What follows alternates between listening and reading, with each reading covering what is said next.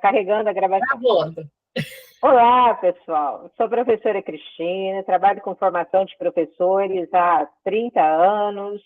Esses 30 anos, depois de 15 consolidados na educação básica, tenho experiência com a educação infantil, alfabetização. Alfabetização foi o desafio no início da minha jornada docente, com um ano apenas trabalhando com classes de reforço. Fui convidada pelo corpo docente, pela gestora da escola na época, para assumir o cargo de coordenadora de alfabetização. E esse foi o ponto para que eu investisse na formação de professores. Aquilo que eu vivi lá no tempo do magistério e o que eu via nas escolas era muito distante. Havia uma teoria muito bonita e a realidade das crianças não dava, e me doía sentir que aquelas crianças precisavam entender a beleza da leitura e da escrita. E hoje, em parceria com a colega de trabalho, de produção, professora Rita, a gente vai brincar com vocês um pouquinho aí sobre cultura digital, pensamento computacional e competências digitais, tratando das licenciaturas em questão. Rita, contigo aí, se apresente. Olá a todos, obrigada, professora Cristina Bento. Eu sou a professora Rita Borges, meu nome é muito grande, já falou Rita Borges. Já estou na área de educação, um pouquinho mais que a professora Cristina Bento, em torno de 34, 35 anos, venho desde a educação básica, ou seja, educação infantil, antigamente pré-escola, ensino fundamental, ensino médio, formação de professores. Me aposentei da Secretaria Estadual de Educação do Rio de Janeiro, e lá exerci a função de professora, supervisora educacional e também gestora de escola escolar. Fui por 2 vezes diretora de escola e, na maioria do tempo, como gestora, como supervisora educacional, trabalhando na Metropolitana, no Rio de Janeiro, Metropolitana 6, como também na Secretaria Estadual de Educação e Conselho Estadual de Educação. Me aposentei já no Conselho, na assessoria pedagógica do Conselho. Então, é um grande prazer estar com vocês. Eu também tenho uma experiência grande, obrigada, professora, na área da educação básica. Já fui coordenadora de creche, talvez vocês nem lembrem desse nome, mas uma creche ligada à Legião Brasileira, LBA, Legião Brasileira de Assistência do Governo Federal. Eu fui cedida do Estado do Governo Federal, fiquei coordenando essa creche, Camila Furtado, não esqueço do nome, no bairro de Deodoro, perto da Vila Militar, no Rio de Janeiro. E digo para vocês, foi uma das maiores experiências que eu tive. Foi coordenar essa creche, assim como dirigir a Escola de Formação de Professores no Instituto de Educação Sara Kubitschek. Então, é um grande prazer, nós vamos conversar um pouquinho sobre essas questões ligadas às tecnologias educacionais. Gostaríamos, eu e a professora Cristina, agradecermos o convite à Associação Brasileira de Tecnologia Educacional. E, é um prazer estarmos participando virtualmente do 9º Congresso Brasileiro de Tecnologia Educacional. Sou professora universitária, também aposentada, mas ainda atuo como professora em cursos de pós-graduação e em avaliação do ensino superior junto ao INEP. Professora Cristina, passo a palavra para você iniciar. Muito obrigada. Obrigada a todos.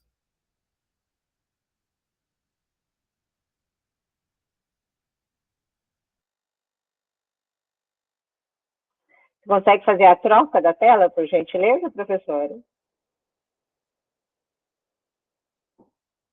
Então, para a gente começar a falar de tecnologia educacional, a gente falar de tecnologias digitais, que é o charme aqui do tema do nosso trabalho, eu gosto muito sempre de trazer uma tecnologia para a gente refrescar a memória. E dessa vez eu trouxe aí, e o que me encanta muito, as formas da gente poder ouvir e armazenar a música.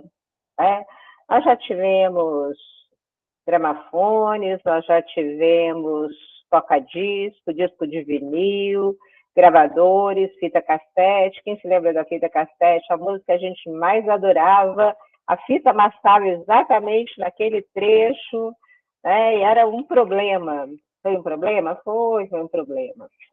Ouvir rádio também, né? Ouvir música no rádio, oh, coisa boa, ligar para a rádio até que conseguisse uma ligação com a telefonista, solicitar a música que queríamos, saber se lá na rádio já tinha o disco, ou se aquele disco daquela música já tinha estragado e não teria como ouvir. Dilemas, problemas, desafios, quais foram nos motivando para que a gente desse conta de ter uma tecnologia diferente, que a gente conseguisse gastar menos tempo e ter mais prazer nas atividades das quais nós gostamos.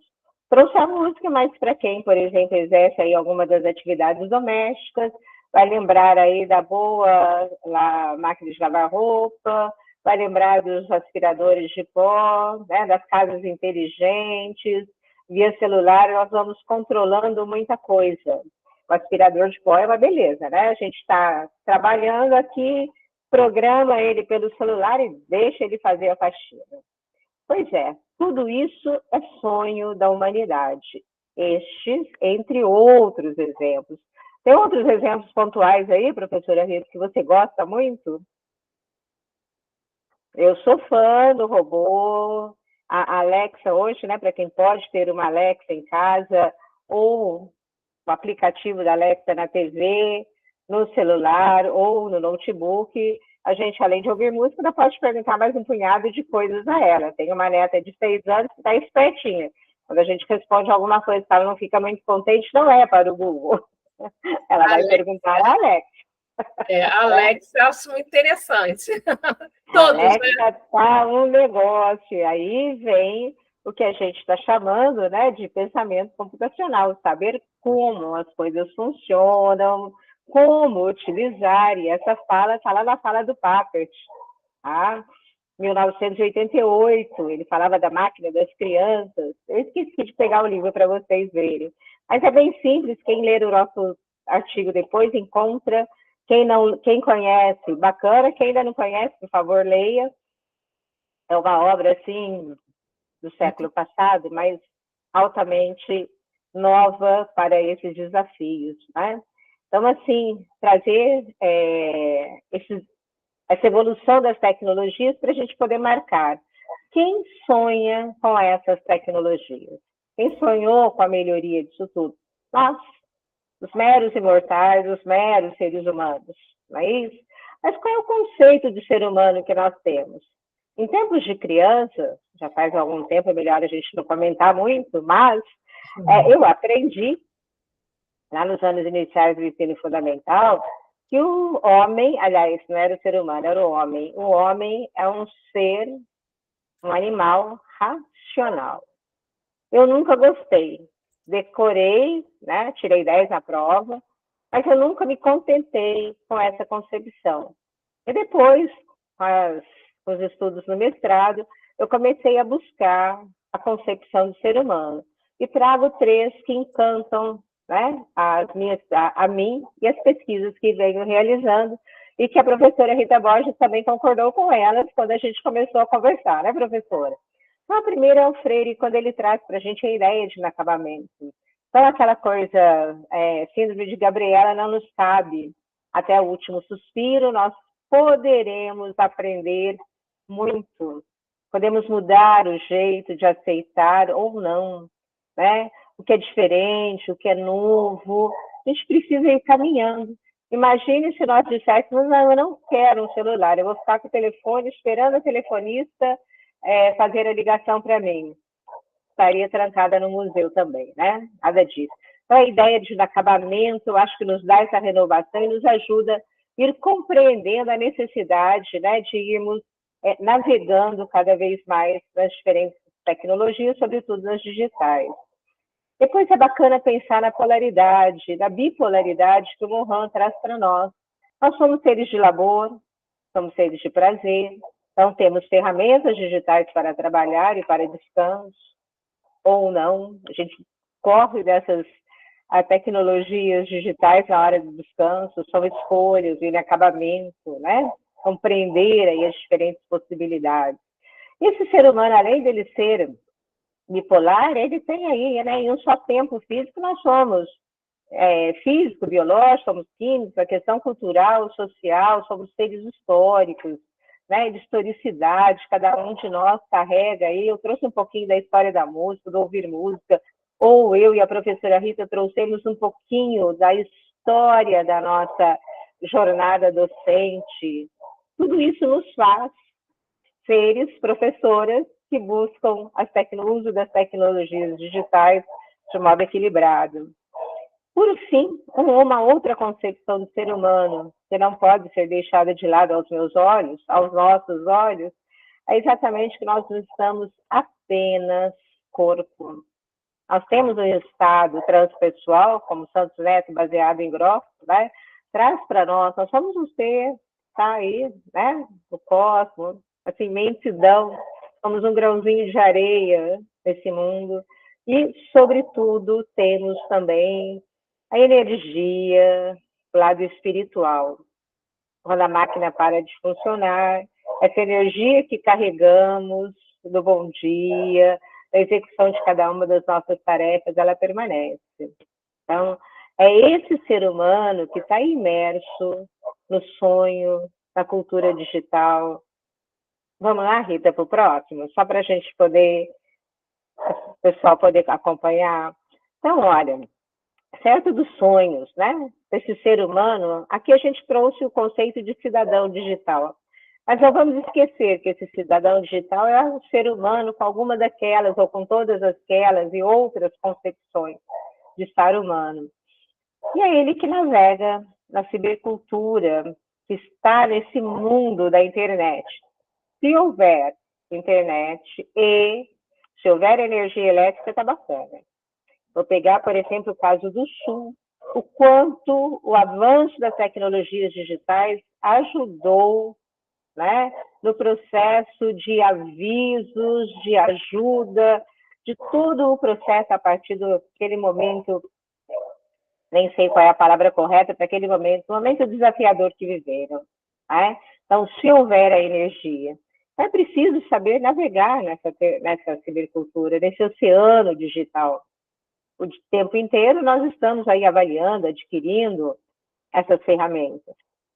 Isso cai ao que a Silvia e as professoras, né, Silvia e Bea, colocam sobre competências digitais. Nós precisamos ter no ser humano que nós necessitamos conhecer. Por exemplo, nós estamos aqui gravando para vocês a nossa palestra, a nossa roda de conversa, né, Rita? A conversa, não dá para fazer roda ainda, a nossa conversa.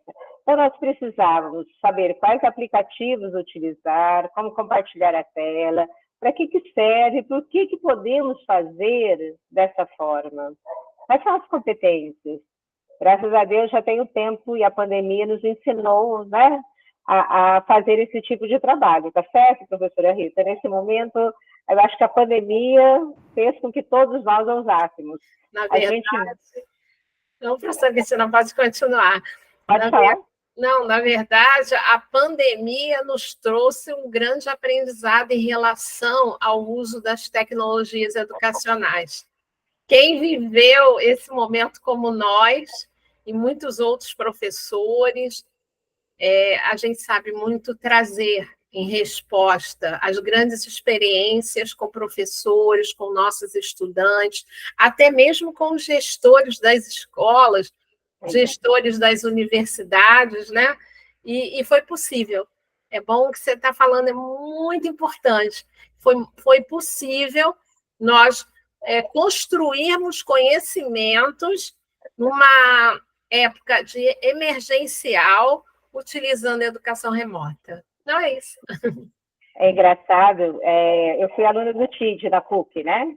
E lá a gente já, de alguma forma, brincava com tudo isso, nós utilizávamos. Eu estava sempre organizando cursos de formação, principalmente para os professores da minha instituição e do curso que eu coordenava na época. E alguns olhavam para mim, Cris, que besteira. A pandemia chegou, foi um corre-corre, Então, assim, foi um aprendizado, né? Nos proporcionaram. E mais do que isso, vou retomar aqui aquilo que eu já havia dito anteriormente para vocês sobre a fala do Papert, que é a necessidade aí do pensamento computacional. Nós necessitamos entender como as coisas funcionam. E para o Papert, né, na obra dele aí, em 1988, ele deixa muito claro para nós a questão de conhecer, seja digital ou não. Porque a gente encontra alguns autores que vão trazer a ideia de pensamento computacional como um conceito que a gente só aprende na teoria de computação, né? E pela fala do Papert, não, nossa, tudo a gente precisa saber como funciona. Hoje, principalmente com esses vídeos curtos, essa coisa de usar o bicarbonato para lavar roupa, na cozinha. Falo, gente, isso é experiência para as crianças lá do ensino fundamental 1, né? Tem que aprender. Então, para quê? O para quê é necessário. Tá?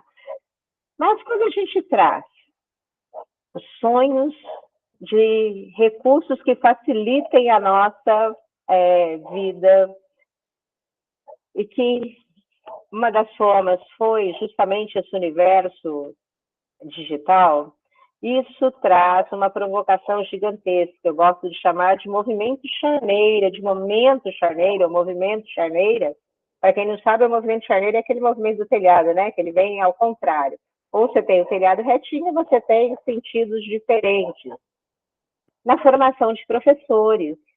Nós que vivemos a pandemia e já com alguma base ou sem base nenhuma, tivemos que aprender, mas como é que funciona a formação de professores daqui para frente? Professora Rita? Oi, querida. Não, estou ouvindo atentamente, pensando, né? Na medida em que você está apresentando, a gente nos remete, né, à reflexão o tempo todo. E eu gostaria que a professora Cristina, da gente falar um pouco dessas competências digitais e a formação de professores. Na formação dos professores, já que nós vivemos numa sociedade digital hoje em dia, né? Então, eu digo sempre, com essa experiência há mais de 30 anos, né, na área de formação de professores, eu posso dizer para vocês, professora Cristina, com toda certeza, que foi possível que eu observasse muito e até mesmo analisasse, porque a gente acaba sendo um professor pesquisador, não é mesmo? A falta de conhecimento dos próprios estudantes, que serão futuros professores, e até mesmo por parte dos currículos de formação sobre a questão das tecnologias educacionais. E aí eu pergunto a vocês, mas por que isso sempre aconteceu? Né? Por que era tão desconexo as tecnologias educacionais em relação ao próprio currículo de formação de professores? E eu vivi isso no âmbito da minha graduação em pedagogia na Universidade Federal do Rio, em que a gente chama hoje unidade curricular, mas antigamente era disciplina, ainda muitos falam disciplina. Então, a disciplina de tecnologia educacional, ela não era obrigatória, ela era optativa. E a nossa professora, que ela até faz parte da BT conosco, minha grande professora, professora Lígia Leite, foi minha professora de tecnologias educacionais. A gente parece até que é quase a mesma idade, mas ela já tinha um pouco mais de idade que eu, e eu era muito nova, 19 anos, 20 anos na época. E professora Lígia, ela apresentava aulas de tecnologias educacionais sem uso da era digital, porque não existia ainda os computadores, as tecnologias digitais. O que existia era o uso efetivo das tecnologias em sala de aula. Então, nós aprendíamos, digamos assim, com muita facilidade, mas era uma disciplina optativa ainda. E aí, quando você vê hoje em dia, com as unidades curriculares voltadas à educação, mídias, novas tecnologias, outras com o nome de tecnologias educacionais, outras como mídias digitais, mas ainda assim é muito alarmante a questão nas práticas de tecnologias pelos professores. Eu posso dizer para vocês, desde a educação infantil até a educação superior. Isso ficou muito nítido para a gente na época da pandemia, até mesmo, eu vou fazer aqui um rápido adendo, que eu vivi o tempo do PIBID e da residência pedagógica no meio da pandemia. Então, como é que nós iríamos fazer se os nossos estudantes de iniciação à docência, os nossos estudantes de residência pedagógica, como é que eles iriam participar se eles não poderiam ir à escola? E, para a CAPES, está correndo o tempo. Então, as escolas, por exemplo, eu parabenizo muito a rede municipal do Rio de Janeiro, as escolas municipais do Rio de Janeiro, elas fizeram um trabalho todo voltado à educação remota. E pais com seus filhos em casa, utilizando, às vezes, um único celular da família para o aprendizado. E o que eu fiquei assim, muito feliz é de perceber o quanto as professoras da rede, as coordenadoras pedagógicas, possibilitaram os alunos da residência, da iniciação à docência, de participarem dessas atividades de forma remota. Então, foi um grande ganho. Mas, ao mesmo tempo, nós notamos esse gap, né? E aí, o que permeia a formação de professores? Independente da modalidade, né? Hoje a gente fala modalidade, será que a educação presencial, educação à distância é modalidade? Bom, a EDB diz que não. Educação é educação. Mas e como é que fica a questão da qualidade? Aí eu trouxe para vocês um pouquinho do pensamento da professora Bernadette Gatti, em que ela diz que a formação do professor nunca ocupou lugar privilegiado nas políticas das universidades, especialmente as públicas. E olha que tem estudado bastante sobre isso em relação ao OAB, tendo se tornado, entre as suas atividades, um objetivo de pouca importância. Isso, a professora Bernadette citou nos anos 2000. Então, nós percebemos o quê? A formação do professor em nível superior, em cursos de licenciatura, vou até passar para vocês, que eu estou falando, esquecendo de passar o nosso slide. Alguns projetos pedagógicos acabam, como eu já falei, desconectados, mas eles carecem, sim, de inovação e mais qualidade. É o que a gente vê em relação a isso. E com anos de experiência, não só como gestora, professora, avaliadora, né, supervisora, é possível encontrar ainda projetos pedagógicos de cursos de formação de professores, não só da pedagogia, matrizes curriculares desconectados com uma formação mais articulada. E com isso, minha gente, a formação fica muito compartimentada, ela fica carecendo o quê? De inovação. Apesar das diretrizes curriculares nacionais, como a que esteve em tramitação e agora já foi publicada, né? Como a diretriz de formação de professores, a 4.024, que foi aprovada agora no final de maio. Eu vou passar aqui, eu até coloquei ela aqui para vocês, se vocês quiserem depois acessarem, já está de pleno domínio público, tá? E as competências digitais. A gente tem que falar um pouco das competências digitais. O que a gente entende sobre essa questão das competências digitais? Nós compreendemos, acredito que a professora Cristina também, que os professores eles precisam, antes de tudo, ter clareza que as novas tecnologias são facilitadoras para o ensinar e o aprender, mas ela precisa ser utilizada de forma mais assertiva, no apoio tanto para professores quanto para estudantes. Ou seja, a profissão docente ela vem exigindo o desenvolvimento de competências digitais para a transformação da prática pedagógica, a cidadania digital e o desenvolvimento profissional. Professora Cristina, você quer fazer algum comentário sobre essa parte? Então, falando de competências docentes, retomando quando você falou da aprendizagem lá na faculdade, no curso de pedagogia. Eu, na verdade, aprendi a lidar com tecnologias no curso de magistério. E na disciplina de didática, a gente não tinha que se chamava de didática em 1 e 2, era só didática, e a gente ia aí, acho que os 3 anos com aula de didática. E uma delas, ela não tinha nome com tecnologia. Mas a gente aprendeu de tudo. Do mimeógrafo, apagar o quadro, utilizar jogos, utilizar uma série de recursos, né? Aqueles que são básicos, que a gente imagina assim, a pedagogia que vai ensinar, não, matemática, então quantos recursos, quantas tecnologias eu aprendi.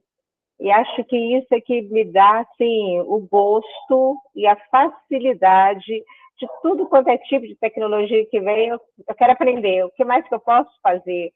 Porque cada aluno aprende de uma forma, de um jeito, cada turma chega de um jeito, sobretudo os espaços em que as escolas estão inseridas. Há pouco você dizia um único celular para a família inteira utilizar. Né? Então, como é que a gente pode utilizar ferramentas variadas? Acho que vale a gente brincar uma hora com a turma aí de uma oficina online. O que você acha? Uma oficina online seria excelente, porque nós vivemos numa época de muita prática, né? Então, essa prática a gente pode transferir para o meio digital. E, com certeza, professora Cristina, seria excelente de nós mostrarmos o que é possível fazer numa área, por exemplo, da educação infantil, dentro das séries iniciais, a matemática, como é que a gente poderia trabalhar com várias competências digitais na matemática, no português, e vai por aí afora. Pensando aí as competências de leitura e escrita, que a gente viu os últimos resultados que não foram tão maravilhosos. Exatamente, professor, exatamente. E aí surge uma matriz de competências digitais que está disponível, tem livros sobre, mas ela nos remete a uma reflexão muito forte sobre a importância de identificar essas competências e agregá-las às ações para o desenvolvimento pleno dos professores. Pois no exercício da profissão futura ou da sua profissão, vai exigindo sempre o quê? O desenvolvimento dessas competências, de modo a transformar a prática pedagógica, a cidadania. E eu vejo que o currículo da formação de professores, eles devem incluir em suas unidades curriculares ações que remetam à formação plena das competências digitais. Até mesmo, eu posso dizer para vocês, ali no Centro de Inovação para a Educação Brasileira, que tem as competências digitais, no nosso texto vocês vão poder ler, né, fazer uma leitura melhor e conhecer mais, ou também fazendo uma pesquisa pela internet, vocês vão perceber que essas competências não é dizer, olha, você vai trabalhar essa competência para essa atividade. Não. Você vai desenvolver as competências e, a partir delas, você vai buscar, dentro daquilo que você faz melhor, as atividades que você poderá realizar. Então, é muito essa questão do professor em relação ao conhecimento. Por isso que nós somos contra, eu acredito que a professora Cristina também, engessar o conhecimento através de um único material. Por exemplo, o material didático é ele só. Não, nós precisamos ampliar o leque de possibilidades, tá? Aqui tem um pouquinho das competências, né? O engajamento profissional, os recursos digitais voltados às competências pedagógicas dos professores, na questão do ensino e aprendizagem, do empoderamento dos alunos, porque quando o aluno ele é centro do conhecimento, ele, na verdade, ele é o protagonista, isso vai favorecer muito a aprendizagem. A própria avaliação, as competências transversais em apoio ao desenvolvimento das competências digitais. Eu coloquei até aqui para vocês a fonte da pesquisa, que foi de um trabalho da Unicamp. Vale a pena dar uma olhadinha, que eu acredito que daí vocês vão entender a maior do Centro Brasileiro de Educação e voltada às competências digitais, ok? Bem, agora, estou querendo rodar aqui. Aqui. Aí se fala na escola, na cultura digital. Então, nós falamos falar um pouquinho do BNCC, né? Porque o próprio BNCC, ele diz, e o autor, o Clementino, em 2021, na página 111, ele disse que a Base Nacional Comum Curricular, ela contempla o desenvolvimento de competências e habilidades relacionadas ao quê? Ao uso das tecnologias digitais, tanto de forma transversal, como mostrei ali, presentes em todas as áreas do conhecimento e destacadas em diversas competências e habilidades com objetivo de aprendizagem variados, quanto de forma direcionada, tendo como fim o desenvolvimento de competências relacionadas ao próprio uso das tecnologias, ou seja, para o desenvolvimento de competências de compreensão, o uso e a criação das tecnologias, da informação e do conhecimento em diversas práticas sociais, como destaca uma competência geral, a competência geral 5 da BNCC. Então, nós temos que ter a perspectiva de que a gente pode ir muito além, mas a gente precisa estudar e precisamos, sim, de políticas públicas que possam efetivamente promover a inclusão digital, conforme eu coloquei aqui. Que nós logramos por isso, no curso de formação de professores, que tenham, sim, projetos, tenham práticas, usando essas tecnologias educacionais, de forma a formar esses professores com conhecimentos de ordem práticas, aliados à cultura digital. Quer dizer, não apenas de forma teórica, mas que a gente possa desenvolver. Eu tive vários alunos que, em aulas de tecnologias digitais, eles foram se aperfeiçoando na pós-graduação, no mestrado, em relação a trabalhar uma determinada competência na formação de professores, com o uso de, digamos assim, de um recurso, de uma metodologia ativa, e ele conseguiu, através de seus estudos, provar que esse material enriquece muito e promove, sim, o conhecimento do nosso estudante.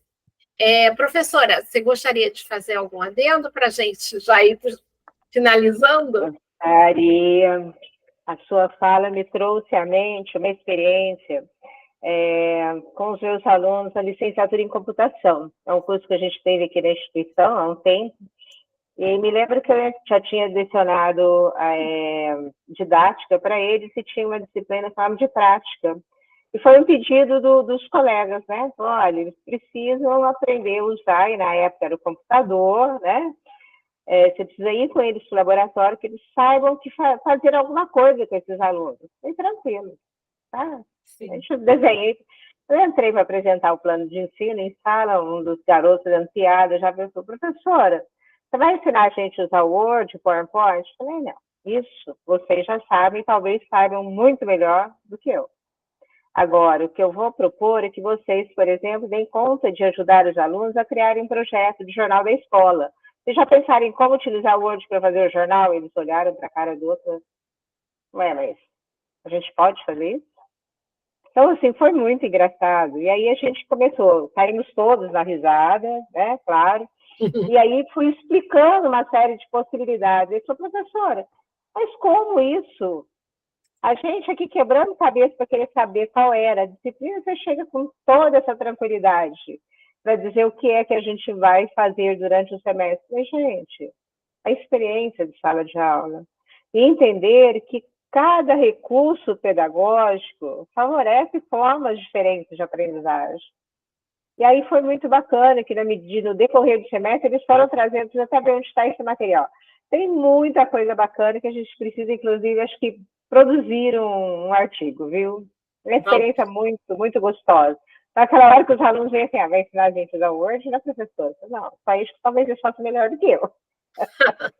competências docentes, competências digitais, é isso aí. Estamos aprendendo até que o último suspiro chegue.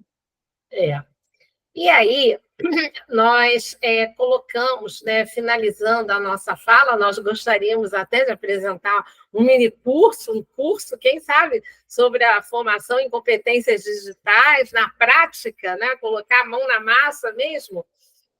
Nós gostaríamos de dizer que a formação de professores, ela precisa estar, mais conforme nós escrevemos ali, direcionada à formação do cidadão digital.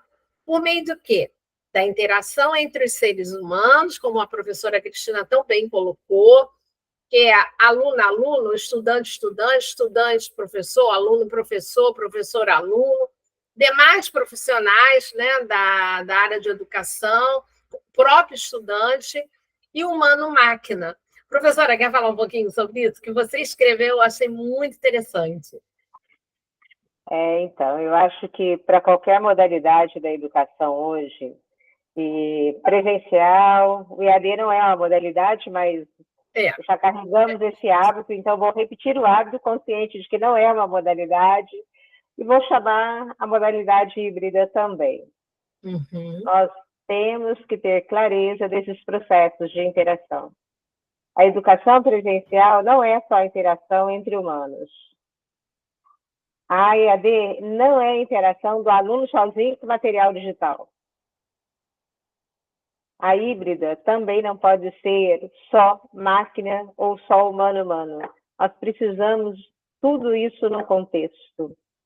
Nós temos a máquina, então essa relação humanos-máquina, eu acho que agora eu já até mudaria, humanos-máquina, a gente necessita carregar esse estar humano, né? Esse estar humano que ele é de inacabamento, que ele é bipolar, que ele está para além de corpo, ele é também um ser de espírito relacionado com a máquina, e que a máquina vem para nos ajudar cada vez mais.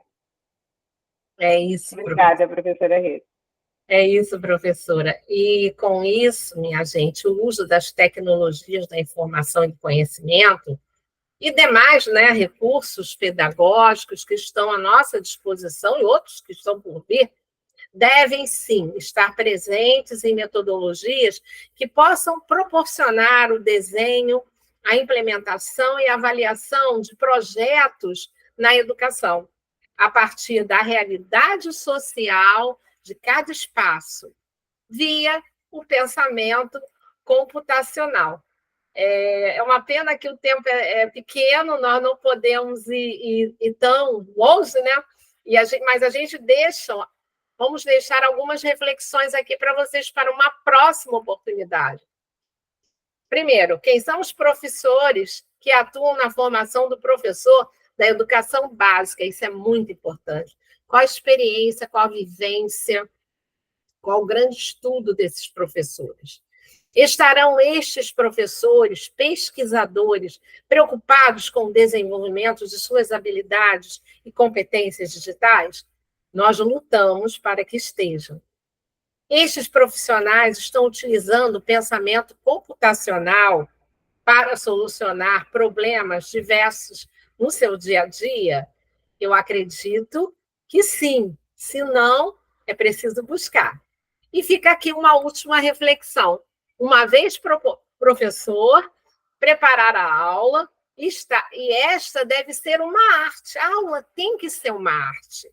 Ou bem fazer, pois fazer a aula ela é um ofício. Nenhum desses itens se dão separados de considerar o estudante o centro do processo pedagógico. Iniciar e preparar uma aula a partir do que o estudante já sabe proporciona aprendizagem significativa, assim como a utilização de metodologias adequadas. E hoje temos uma variedade de metodologias.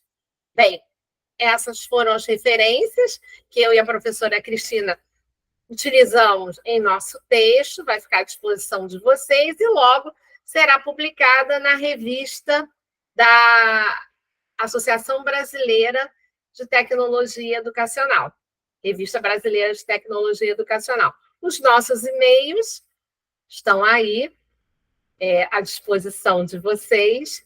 E o que a gente pode dizer, né, professora? Nós agradecemos muito a participação de vocês aí conosco. Havendo perguntas, podem mandar para o nosso e-mail. E muito obrigada pela oportunidade, professora Cristina.